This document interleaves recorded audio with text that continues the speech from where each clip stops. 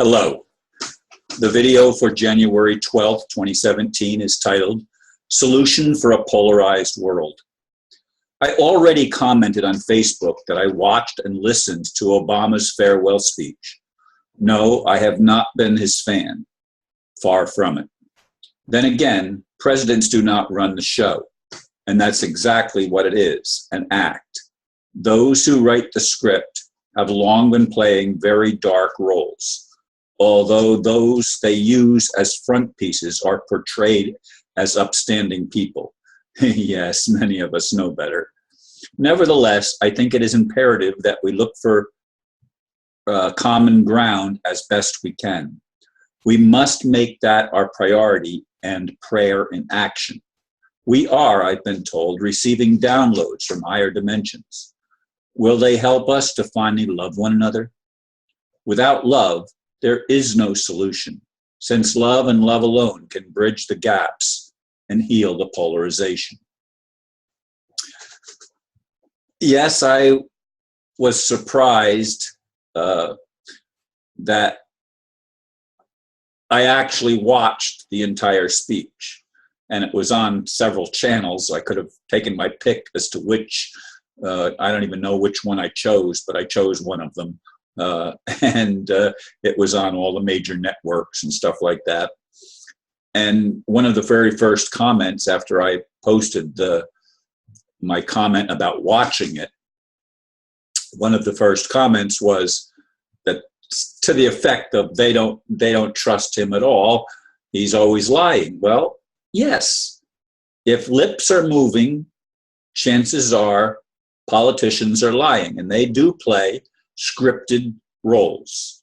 They're told what they can do, how high to jump, how far to run, and what to say and what not to say, and what to do and what not to do. And even if they come in with high ideals, which they usually express when they're running for office to deceive the people, they end up marching to the beat of an elite drummer who is hidden behind the scenes. Although in our day and age, we know that chances are their name might be Rothschild or Rockefeller or one of the other minions that are in that cabal structure. And that's the structure. And some say it's demon possessed. And some of the things that I know about them, I would have to agree that it does seem to be demon possessed. They certainly follow the father of lies, Satan, Lucifer, whatever you want to call the archangel that rebelled against God, is the father of the lie. He's the one that started lying from the beginning. I will be like the Most High. Well, we already were like the Most High, Lucifer. You know, we don't have to be special and superior. We only have to be equal. That's what love is. Love is about equality, not superiority. And we don't get that when we fall into the entrapment of the current system of education, religion, everything else. Everything is one-upmanship. Everything is my way is better than your way. I'm the one that's right. My religion is the true religion. This is the one that is the best. And we don't listen to one another, and we don't love one another. And therein is the rub. That's what creates the polarization. We think that we can figure it out by claiming superiority. Well, when you claim superiority, you automatically shut yourself off from any other suggestions because you think you're right.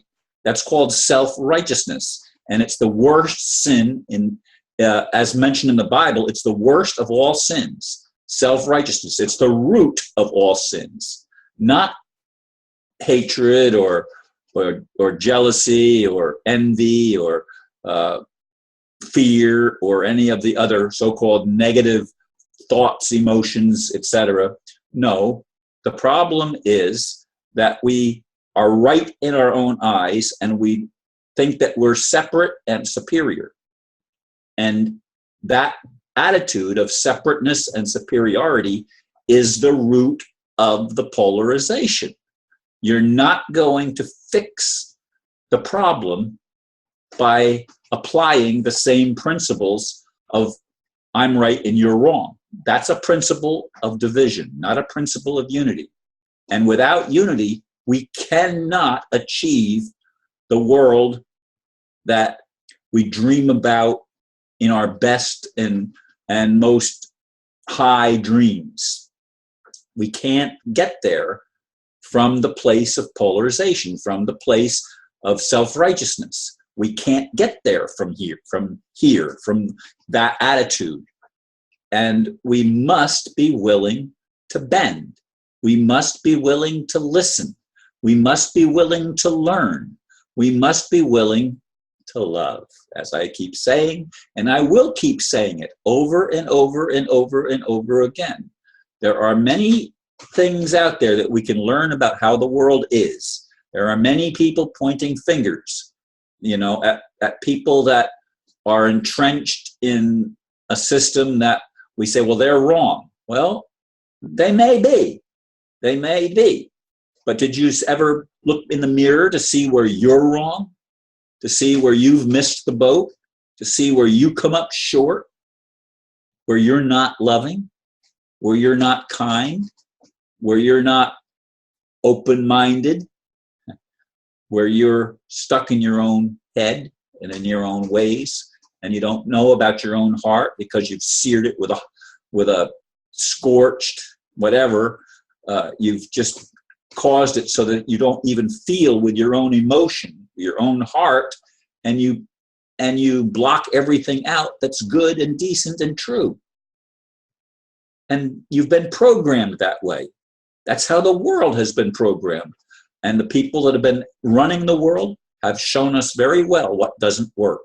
Just look at the world around us. Look at where we've come to. Look at the place where we are now. It doesn't work. It doesn't work. We're either going to destroy ourselves or we're going to wake up. Or those that commit the most atrocious sins against humanity and against life are going to have to be quarantined from the rest, or we're not going to be able to achieve peace on earth. We're just not going to be able to achieve it as long as war is so profitable, as long as strife is what feeds these sick people, beings, whatever they are. It feeds them. They thrive on our dissatisfaction with ourselves, but more especially with our dissatisfaction with each other. Whether it's a guilt trip that we lay on ourselves or a guilt trip that we lay on somebody else, it doesn't lead us home. We've got to try to find common ground, and we've got to be brought to the place where we're willing to listen to each other. It doesn't happen any other way. I don't know. I mean, if all of a sudden somebody were able to turn a switch inside of us and we were all of a sudden able to see things that we weren't able to see before, that would be a good thing. But I don't know that that's the way it's going to happen. But I don't know how exactly it's going to happen. But I do believe that there are energies being downloaded, it seems, right now, hopefully from higher dimensions, that will show us the way out, that will show us a better way. And when we see the better way, that there will be enough of us to embrace it and to transform, even in the face of those who still try to maintain the old system of control and manipulation based on lies. So anyway, I thought Obama's speech was good, and I looked to see if he was reading it. If he was reading it, they did a good job, because he seemed to be looking from one side to the other, and it wasn't like he was staring at a screen or something. So if it was something that was prepared for him and he didn't write it, he certainly did a good job of memorizing it, because except for a few misspeakings in the very beginning, it flowed pretty well as I saw. Anyway, thank you for listening to this video, and I hope you'll consider what I say about the polarized world and the only solution being love. Thank you. Namaste.